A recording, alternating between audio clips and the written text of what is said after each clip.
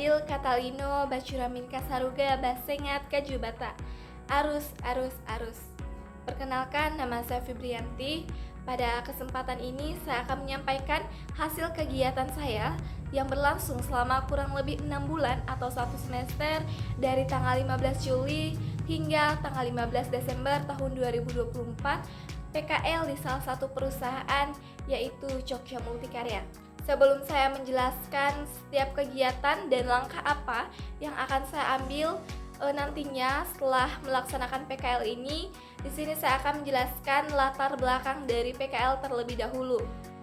Dalam Undang-Undang Nomor 20 Tahun 2003 menyatakan bahwa pendidikan merupakan usaha sadar dan terencana dari proses pembelajaran yang sudah kita pelajari di sekolah. Akan tetapi, pendidikan secara teori saja tidak cukup untuk menunjang pembelajaran yang memiliki pengalaman dalam bekerja. Oleh karena itu, sekolah menengah kejuruan adalah sekolah yang dipersiapkan untuk mencetak lulusan yang kompeten di bidangnya. Dalam program sekolah, ada yang namanya praktik kerja lapangan. PKL ini adalah suatu kegiatan yang diselenggarakan secara sistematis dan terjadwal di bawah bimbingan guru pembimbing yang telah memenuhi syarat.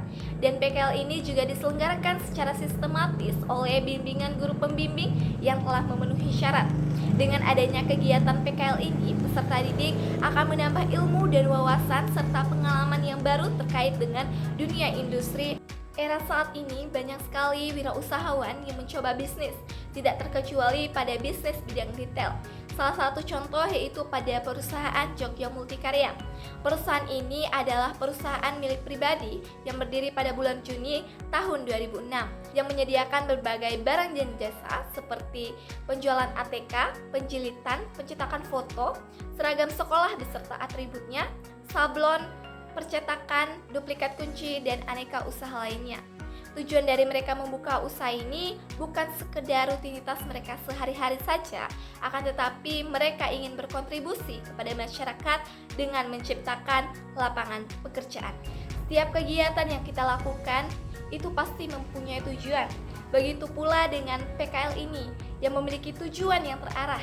Adapun tujuan dari PKL yaitu yang pertama mengaplikasikan teori-teori yang sudah dipelajari di bangku sekolah ke dunia kerja. Yang kedua, meningkatkan keterampilan dan kemampuan dalam berkomunikasi dan memecahkan suatu permasalahan.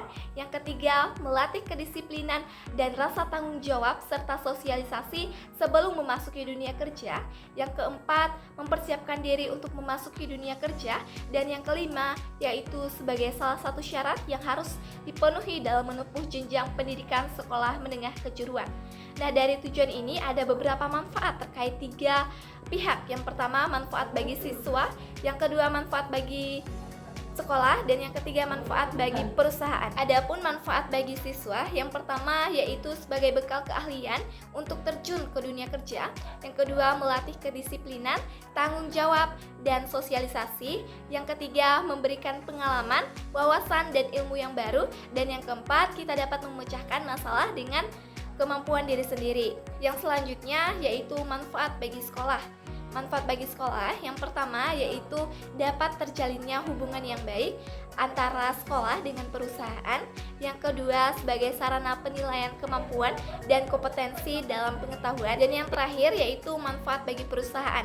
Manfaat bagi perusahaan yang pertama yaitu dapat menjalankan kewajiban sosial karena sudah memberikan kesempatan kepada peserta didik untuk PKL di tempatnya. Yang kedua yaitu memberikan kesempatan kepada peserta didik apabila sewaktu-waktu membutuhkan tenaga kerja.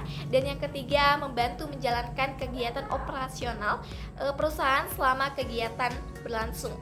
Nah, selama kurang lebih 6 bulan ini dari tanggal 15 Juli hingga 15 Desember saya melaksanakan PKL di perusahaan Jogja Multikarya.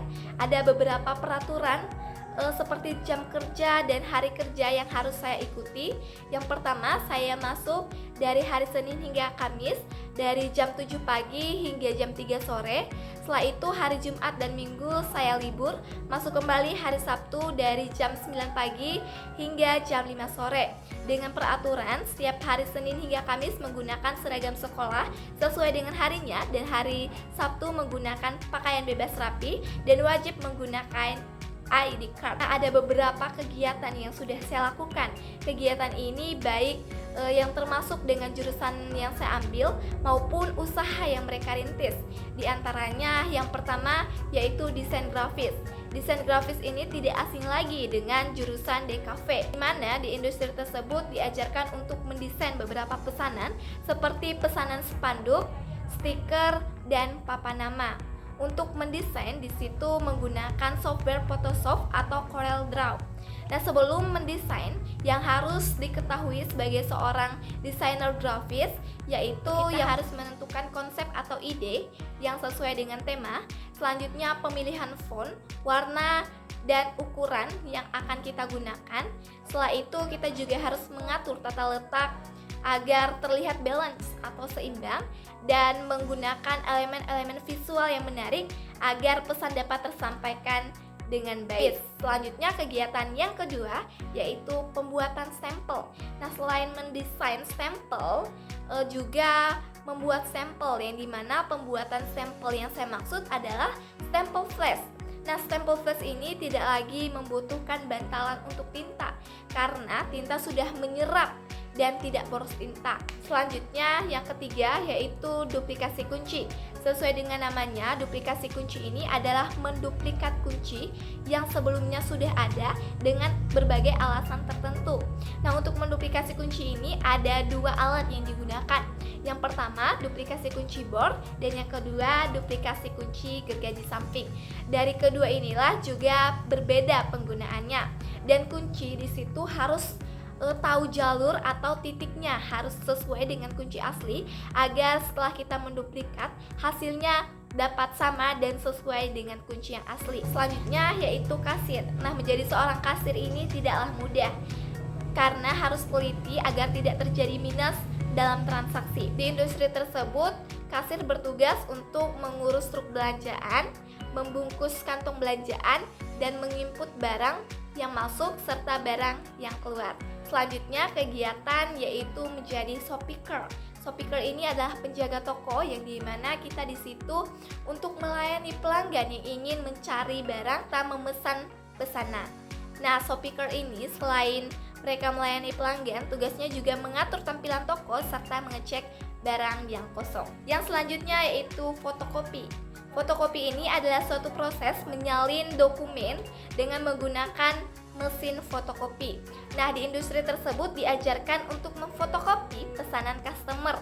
Biasanya customer memesan untuk dijadikan sebuah buku dan buku tersebut akan dilakukan proses penjilitan buku. Lanjut kegiatan yang terakhir yaitu menjahit. Nah, menjahit ini adalah menyambungkan beberapa kain untuk membuat suatu karya yang indah. Dan di industri tersebut diajarkan untuk menjahit slayer yang polanya sudah ditentukan. Hanya menjahit tepi-tepinya saja sesuai dengan pola yang ditentukan. Dalam suatu melaksanakan kegiatan, kita pasti menginginkan hasil yang baik. Akan tetapi masih ada saja yang kurang atau yang menjadi hambatan dan masalah selama saya melakukan praktik kerja lapangan. Di antaranya, yang pertama, saya sulit untuk mengaplikasikan teori-teori yang sudah dipelajari sekolah ke dunia industri. Yang kedua yaitu sulitnya mengatur waktu yang diprioritaskan sehingga pekerjaan tidak terselesaikan dengan tepat. Dan yang ketiga yaitu kesulitan untuk pemilihan kunci pada proses duplikasi kunci. Dari pelaksanaan PKL yang sudah saya lakukan, beberapa kegiatan yang sudah diajarkan sangat memotivasi saya dan mengubah pemikiran saya ke depannya tentang dunia industri atau dunia kerja. Oleh karena itu, langkah yang akan saya ambil nanti setelah saya melaksanakan PKL ini ada beberapa rencana. Yang pertama yaitu membuka usaha. Karena kita tahu bahwa di Kecamatan Sadaneng ini untuk tentang percetakan masih kurang. Oleh karena itu, rencana saya ke depannya yaitu membuka usaha untuk percetakan agar semua orang tidak perlu lagi mencari di luar, akan tetapi sudah ada produk atau pasar lokal di daerah kita. Oke, baiklah, dari penjelasan yang sudah saya jelaskan tadi, Dapat disimpulkan bahwa praktik kerja lapangan ini sangat bermanfaat bagi pelaksana karena dengan adanya PKL ini di situ bagaimana kita mengasah kemampuan kita untuk mempraktekkan. Karena di sekolah hanya mempelajari berbagai teori dan praktik sangat sedikit. Akan tetapi ketika langsung terjun ke dunia kerja, di situ kita bisa merasakan bagaimana kegiatan operasional yang dilakukan oleh perusahaan. Dan PKL ini sangat membawa ke arah jauh untuk berkemajuan karena di situ kita bisa mengetahui banyak-banyak hal brilian yang tidak kita ketahui sebelumnya menjadi tahu. Baiklah, sekian dari hasil kegiatan PKL yang sudah saya lakukan. Akhir kata saya ucapkan Adil Katalino Bacuramit Kasaruga Basengat Kajubata. Arus. Terima kasih.